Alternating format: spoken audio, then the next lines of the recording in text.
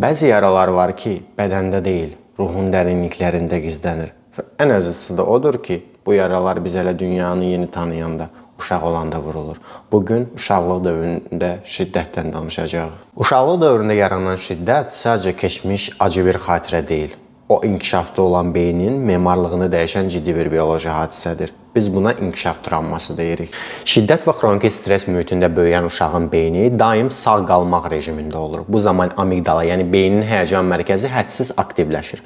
Prefrontal korteks, yəni məntiqi düşünmə və özünü idarə etmə mərkəzi isə zəifləyir. Nəticədə uşaq yetkinlikdə emosiyalarını tənzimləməkdə çətinlik çəkir. Tez əsəbləşir, tez küsür, tez inciyir, özündən tez çıxır və s. kimi əlamətlər biz artıq aşkarlamağa başlayırıq. Bu travmaların yetkinlərdəki əks-sədaları müxtəlif formalarda özünü biruzə verir. Misallar göstərək, dissosiasiyanı misal göstərə bilərik. Misal üçün, reallıqdan qopma və yaxud da hisslərin kütləşməsi, hiperayıqlıq, daimi təhdid gözləntisi və yaxud da ani reaksiyalar.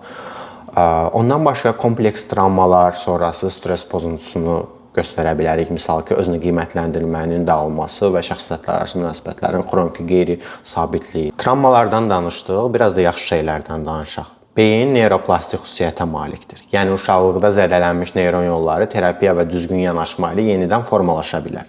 Şiddət sizin seçiminiz deyil, amma sağalmaq sizin məsuliyyətiniz və haqqınızdır. Travmanın kölgəsindən çıxmaq üçün ilk addım onu qəbul etmək və peşəkar dəstək almaqdır. Gəlin, özümüzə gecikməyək. Sonra həqiqətən də gec ola bilər.